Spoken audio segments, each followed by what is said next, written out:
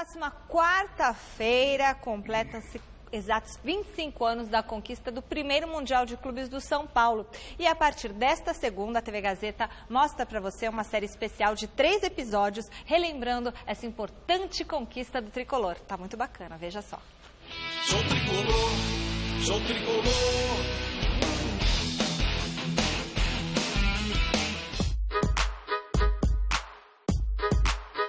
Tudo começa no ano de 1990. Com uma eleição para presidente do São Paulo que pegou todos de surpresa. Porque o Galvão liderou toda aquela campanha para substituir o Juvenal, né, da campanha eleitoral, e era o candidato natural na época. Né? E, para nossa surpresa, depois de termos vencido as eleições no Conselho, já com praticamente a eleição do presidente garantida, o Galvão no chão e renuncia à candidatura dele. Né? Para minha surpresa, ele foi indicado. Aí eu acabei me tornando candidato e fui eleito sem concorrência, né? Porque o Juvenal acabou desistindo de se recandidatar, né, para a presidência. Né? A turbulência fora de campo levou o tricolor a momentos difíceis dentro de campo, com o clube sendo eliminado na primeira fase do Campeonato Paulista. Passamos por aquele sufoco no Paulista, né? Fomos para a Divisão B, não fomos rebaixados, fomos para a Divisão B, né? Depois disputamos a B e acabamos vencendo a A também e fomos campeões, tanto da B como da A, né? Em meio a algumas trocas de treinadores, uma decisão da diretoria mudou os rumos do São Paulo. Não tínhamos dinheiro para pagar o técnico, pensamos no Forlan, porque o Forlan tinha sido um grande jogador e tinha muita garra, né? Aquela garra do Uruguai. E nós pensávamos que o time precisava disso, uma mobilização, mais garra, mais empenho e tal. E fomos buscar o Furlan, né? Fomos bem, fomos até outubro, mas em outubro a situação modificou-se um pouco. O Furlan tinha alguma dificuldade para se fazer compreender, embora era um portunhol, né? E ele falou durante algum tempo e tal, depois franqueou a palavra aos jogadores, né? E nisso levanta lá aqueles jogadores mais velhos, né, os mais experientes, o Ricardo Rocha, Zé Teodoro e tal, e contrariaram o Forlan. Eu disse, eu acho que está na hora de trocar. Tele Santana chegou para virar o clube do avesso. Muitos jogadores moravam lá no CT, como tanto eu como o Tele também passamos a morar lá. Alguns jogadores chegavam depois da meia-noite, aí foi colocada uma ordem lá de que o atleta só poderia chegar quem morasse lá até a meia-noite. Várias medidas foram sendo tomadas. Aos poucos, Tele foi remontando a equipe. 1991 marcou a chegada de 2 peças importantes. No Carnaval de 91, o São Paulo estava numa fase de transição, porque muitos jogadores estavam saindo, outros não sabiam se ficavam ou se iam embora. E eu cheguei nesse momento, né? É muito ruim para o São Paulo. O São Paulo estava na ressaca daquele vice-campeonato brasileiro contra o Corinthians em 90, quer dizer. Então o São Paulo estava num momento muito turbulento, assim, não tinha um time definido, né? Não começamos bem aquele ano, o São Paulo não começou bem, e o Tele foi encaixando as peças, né, perfeitamente como cada um se encaixava melhor. Aí a hora que ele me colocou, me deu a chance de jogar de volante, que naquele momento era o cabeça de área, era o primeiro homem de combate, dali eu não saí mais do time.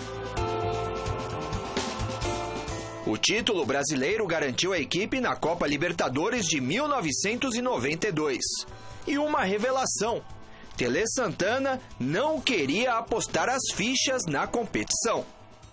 Tinha um preconceito com a Libertadores, porque ele disputou pelo Atlético, que foi campeão brasileiro a primeira vez, né?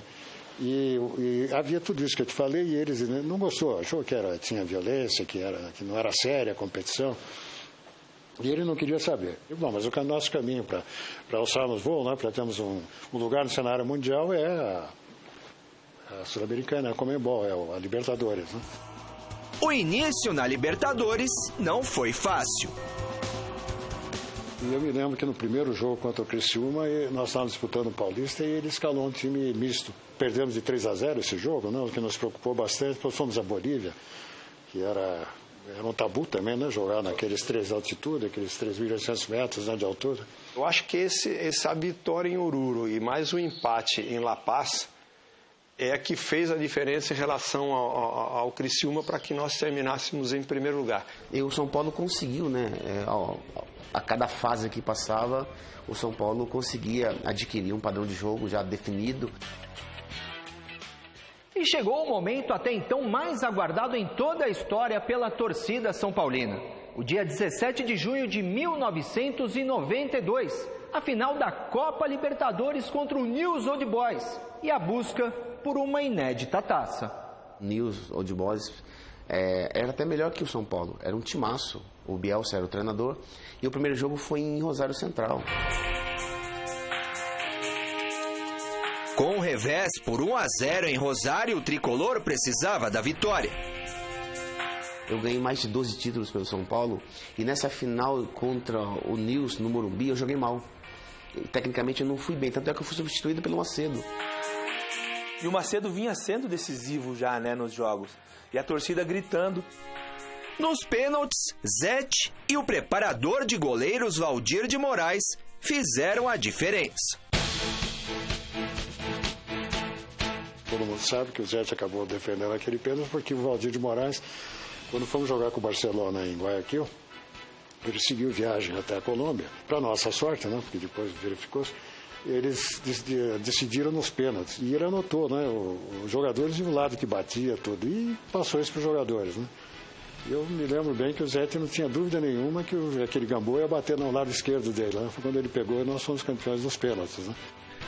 O São Paulo ganhava o continente e em poucos meses iria conhecer o mundo, graças a um treinador com fama de chato, briguento, disciplinador e perfeccionista, Mestre Tele Santana, personagem central do próximo episódio.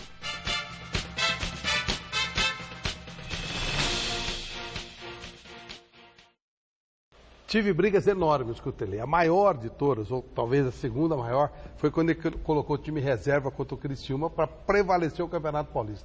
Eu enlouqueci, gritaria de um lado e de outro e tal. Felizmente depois ele mudou e montou o time do São Paulo.